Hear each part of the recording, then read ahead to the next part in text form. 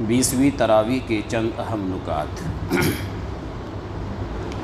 آج 23ویں پارے ومالیہ کی تلاوت کی گئی۔ سورہ یاسین قرآن کا دل ہے، یعنی اس میں قرآن کی دعوت کو پرزور طریقے سے پیش کیا گیا ہے۔ مرنے والوں پر پڑھنے کا حکم دیا گیا ہے تاکہ تمام اسلامی عقائد تازہ ہو جائیں اور آخرت کی منزل کو مرنے والا اپنی آنکھوں سے دیکھ لے۔ فرمایا جب سور پھونکی جائے گی تو لوگ اپنی اپنی قبروں سے اٹھ کھڑے ہوں گے، گھبرا کر کہیں گے یہ کس نے ہماری خوابگاہ سے ہمیں اٹھایا؟ ان سے کہا جائے گا یہ وہی چیز ہے جس کا رحمان نے تم سے وعدہ کیا تھا اور رسولوں کی بات سچی تھی۔ ایک زور کی آواز ہوگی اور سب کے سب ہمارے سامنے حاضر کر دیے جائیں گے۔ آج کسی پر ذرہ برابر ظلم نہ کیا جائے گا، جیسا تم عمل کرتے تھے ویسا ہی بدلہ دیا جائے گا۔ جنتی لوگ مزے میں ہوں گے، وہ اور ان کی بیویاں سایوں میں مسندوں پر تکیہ لگائے ہوں گے۔ ان کے لیے ہر قسم کی لذتیں اور جو کچھ وہ مانگیں گے موجود ہوگا۔ رب رحیم کی طرف سے ان کو سلام کہا جائے گا اور مجرموں سے کہا جائے گا تم چھٹ کر الگ ہو جاؤ۔ آدم کے بیٹو، کیا میں نے تم کو ہدایت نہ کی تھی کہ شیطان کی بندگی نہ کرو؟ وہ تمہارا کھلا دشمن ہے، اور میری بندگی کرو، یہ سیدھا راستہ ہے، مگر اس کے باوجود اس نے تم میں سے بہت سو کو گمراہ کیا۔ کیا تم عقل نہیں رکھتے؟ یہ وہ جہنم ہے جس سے تم کو ڈرایا جاتا تھا، اب اس میں چلے جاؤ کہ تم انکار کرتے تھے۔ آج ہم ان کے منہ پر مہر لگا دیں گے تو ان کے ہاتھ بولیں گے، پاؤں گواہی دیں گے کہ دنیا میں کیا کچھ کرتے تھے۔ اللہ کے رسول صلی اللہ علیہ وسلم کو عجیب انداز میں تسلی دی گئی کہ لوگ آپ صلی اللہ علیہ وسلم کی مخالفت میں جو کچھ کہہ رہے ہیں اس کا غم نہ کیجیے۔ جو لوگ اللہ پر بھپتیاں کسنے سے باز نہیں آتے، اگر وہ آپ صلی اللہ علیہ وسلم کا مذاق اڑائیں تو یہ کوئی تعجب کی بات نہیں، ان کا معاملہ اللہ پر چھوڑ دیجیے۔ فرمایا کیا انسان نے غور نہیں کیا، فکر نہیں کیا کہ ہم نے اس کو پانی کی ایک بوند سے پیدا کیا تو وہ ایک کھلا ہوا دشمن بن کر اٹھ کھڑا ہوا، اور اس نے ہم پر ایک بھپتی چست کی اور اپنی پیدائش کو بھول گیا۔ کہتا ہے کہ بھلا ہڈیوں کو کون زندہ کر سکتا ہے؟ کافر کہتا ہے بھلا ہڈیوں کو کون زندہ کر سکتا ہے جبکہ وہ بوسیدہ ہو جائیں گی؟ کہہ دیجئے ان کو وہی زندہ کرے گا، ان کو وہی زندہ کرے گا جس نے ان کو پہلی مرتبہ پیدا کیا تھا۔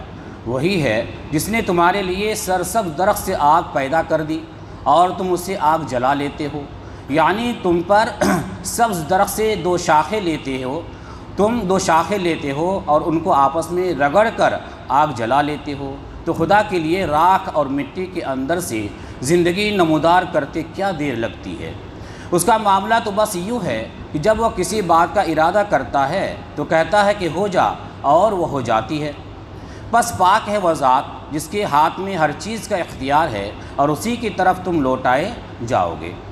سورہ صافات میں کفار مکہ کو بتایا گیا کہ جس نبی صلی اللہ علیہ وسلم کی تم مخالفت کر رہے ہو وہ عن قریب تم پر غالب آ جائے گا اور تم اللہ کے لشکروں کو خود اپنے صحن میں اترتا ہوا دیکھ لو گے۔ بس اے نبی صلی اللہ علیہ وسلم ذرا کچھ مدت تک انہیں ان کے حال پر چھوڑ دیجئے اور دیکھتے رہیے، عن قریب یہ بھی خود دیکھ لیں گے، عن قریب یہ بھی خود دیکھ لیں گے۔ حضرت اسماعیل علیہ السلام کی بھی مثال قربانی کا ذکر ہے۔ جب حضرت ابراہیم علیہ السلام نے دعا کی، اے میرے پروردگار مجھے ایک نیک بیٹا عطا فرما، مجھے ایک نیک بیٹا عطا فرما، پھر ہم نے ایک صابر بیٹی کی بشارت دی، خوشخبری دی۔ وہ لڑکا جب بڑا ہوا تو ایک روز ابراہیم علیہ السلام نے کہا، بیٹا میں نے خواب دیکھا کہ میں تمہیں ذبح کر رہا ہوں، بیٹا تمہارا کیا خیال ہے؟ اس نے کہا ابا جان جو کچھ آپ کو حکم دیا جا رہا ہے اسے کر ڈالیے، انشاءاللہ آپ مجھے صابروں میں سے پائیں گے۔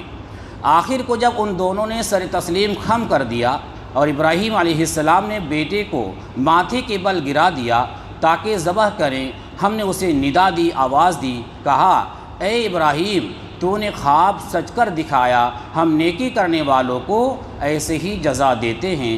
یقیناً یہ ایک کھلی آزمائش تھی اور ہم نے ایک بڑی قربانی فدیے میں دے کر اس بچے کو چھڑا لیا۔ یعنی اسماعیل علیہ السلام کو چھڑا لیا اور بعد کے لوگوں میں اسے جاری کر دیا۔ سلامتی ہو ابراہیم پر، ہم نیکی کرنے والے کو ایسا ہی بدلہ دیتے ہیں، یقیناً وہ ہمارے مومن بندوں میں سے تھا۔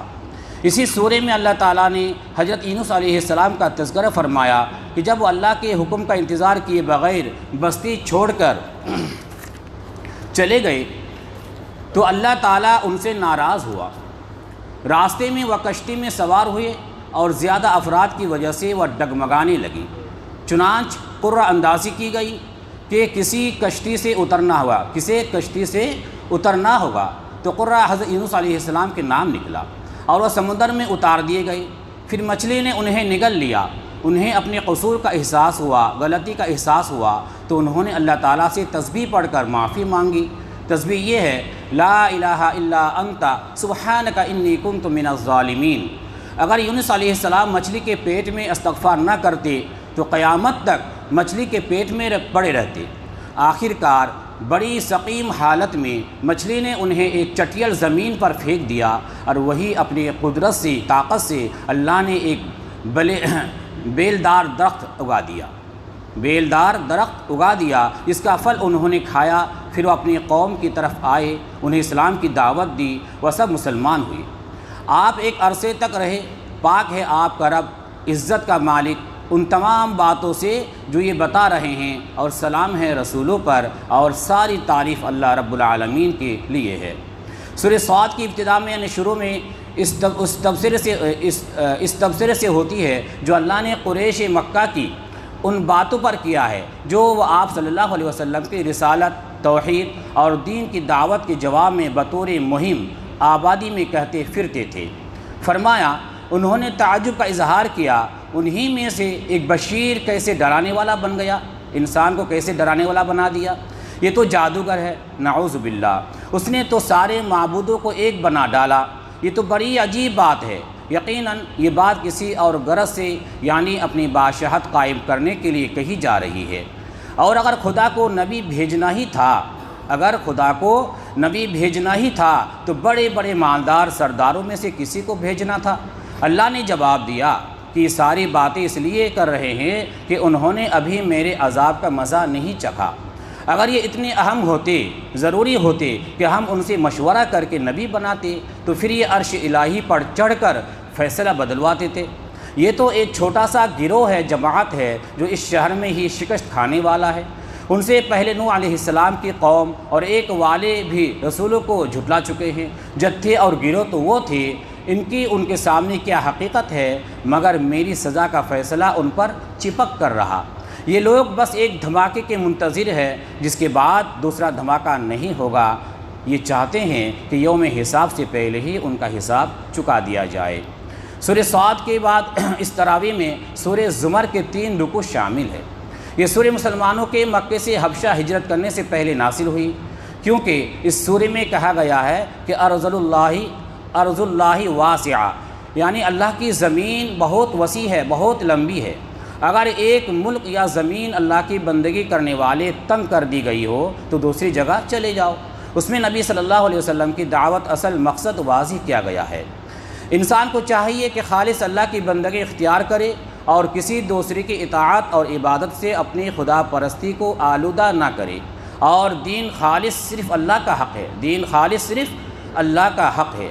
رہے وہ لوگ جنہوں نے اس کے سوا دوسرے سرپرست بنا رکھے ہیں یعنی اللہ کے علاوہ، اور کہتے ہیں کہ ہم ان کی عبادت صرف اس لیے کرتے ہیں کہ اللہ تک ہمیں پہنچانے کا ذریعہ ہے۔ اللہ یقیناً ان کے درمیان ان تمام باتوں کا فیصلہ فرما دے گا جن میں وہ اختلاف کر رہے ہیں، یعنی اللہ تک پہنچانے کا ذریعہ بننے والے کے متعلق بھی ان میں اتفاق نہیں۔ کوئی سورج، چاند اور ستاروں کو دیوتا اور ذریعہ بنائے ہوئے ہیں، کوئی کسی اور کو۔ اس کا سبب یہ ہے، ذریعہ یہ ہے کہ ان میں سے کسی کے پاس علم نہیں ہے کہ جس کی بنا پر ان کے اللہ تک پہنچانے کا ذریعہ ہونے کا یقین ہو سکے، اور نہ کبھی اللہ کے پاس سے کوئی ناموں کی فہرست آئی ہے کہ سب ان کو اس حیثیت سے مان لے، بس اندھی عقیدت میں محض اپنے قیاس و گمان سے اپنے پچھلوں کی اندھی تقلید کرتے چلے آ رہے ہیں۔ اس لیے اختلاف ہونا ضروری ہے۔ پھر اللہ نے انہیں کاذب کفار کہا ہے، کاذب کفار کہا ہے، اور کہا کہ اللہ کسی ایسے شخص کو ہدایت نہیں دیتا جو جھوٹا اور منکر ہو، جو جھوٹا اور منکر حق ہو، یعنی ایسے لوگ جھوٹا گمراہ عقیدہ لوگ میں پھیلاتے ہیں۔ پھر فرمایا کہ اللہ اگر چاہتا ہے کسی کو اپنا بیٹا بنائے تو اپنے مخلوق ہی میں سے کسی کو ایک مقام دیتا، مگر خالق و مخلوق میں یہ رشتہ ناممکن ہے، چنانچہ پاک ہے اس سے کہ کسی کو بیٹا بنائے، وہ اللہ ہے اکیلا غالب۔ یہ مقام قرآن کے مشکل مقامات سے ہے۔ اس کا واضح مطلب یہ ہے کہ اللہ جس کو بھی بیٹا بناتا وہ بہرحال مخلوق ہوتا، اور مخلوق الوہیت میں شریک نہیں ہوتی۔ ہاں صرف برگزیدہ بزرگ ہو سکتی ہے، اس لیے اللہ نے کسی کو بیٹا نہیں بنایا، بناتا تو تمہیں ضرور خبر کرتا۔ اس نے اپنے رسولوں کو برگزیدہ کیا ہے، مگر وہ بھی اس کے بندے اور رسول ہیں، الوہیت میں شریک نہیں ہے۔ اللہ اور کائنات کے صحیح تعلق کے بارے میں وضاحت کی کہ اس نے آسمانوں اور زمین کو برحق پیدا کیا ہے، وہی دن پر رات اور رات پر دن کو لپیٹتا ہے۔ اس نے سورج اور چاند کو اس طرح مسخر کر رکھا ہے کہ ہر ایک مقرر وقت تک چلا جا رہا ہے۔ جان رکھو وہ زبردست ہے اور درگزر فرمانے والا ہے۔ اس نے تم کو ایک جان سے پیدا کیا، وہی ہے جس نے اس جان سے اس کا جوڑا بنایا، اور اس نے تمہارے لیے مویشیوں سے 8 نر مادہ پیدا فرمائے، اور تمہاری ماؤں کے پیٹوں میں 3 تاریک پردوں کے اندر تمہیں ایک کے بعد ایک شکل دیتا چلا جاتا ہے۔ یہی اللہ تمہارا رب ہے، بادشاہی اسی کی ہے، کوئی معبود اس کے سوا نہیں، پھر تم کدھر پھرائے جاتے ہو۔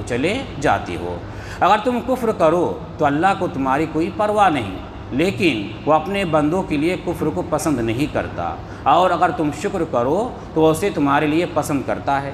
یاد رکھو بوجھ اٹھانے والا کسی دوسرے کا بوجھ نہیں اٹھائے گا۔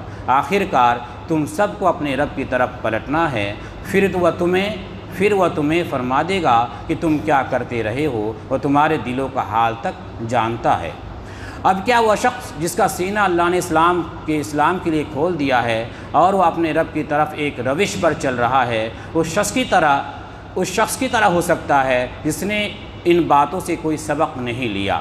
تباہی ہے ان لوگوں کے لیے، بربادی ہے ان لوگوں کے لیے جن کے دل اللہ کی طرف سے سخت ہو گئے ہیں، وہ کھلی گمراہی میں پڑے ہوئے ہیں۔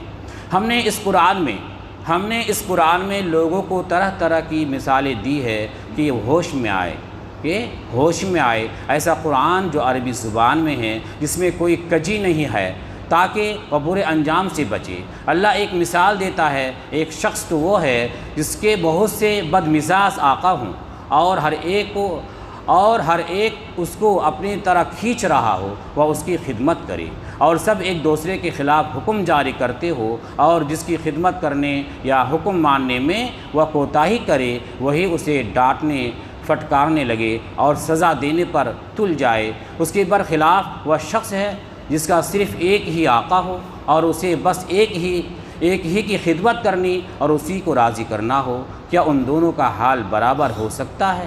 سوچو، کون امن اور چین میں رہے گا؟ کون امن اور چین میں رہے گا، ایک کا غلام یا بہت سے آقاؤں کا غلام؟ اے نبی صلی اللہ علیہ وسلم، آپ کو بھی اللہ کے سامنے جانا ہے، اور ان لوگوں کو بھی وہی پہنچنا ہے۔ آخر کار قیامت کے دن سب اپنے رب کے حضور اپنا اپنا مقدمہ پیش کریں گے۔ 20ویں تراویح کا بیان ختم ہوا۔ اللہ تعالی ہم سب کو قرآن پڑھنے، اس کو سمجھنے اور اس پر عمل کرنے کی توفیق عطا فرمائے، آمین۔ اللہ اس کی برکتوں سے ہمارے شہر، ملک اور عالم اسلام کے حالات تبدیل فرمائے، آمین۔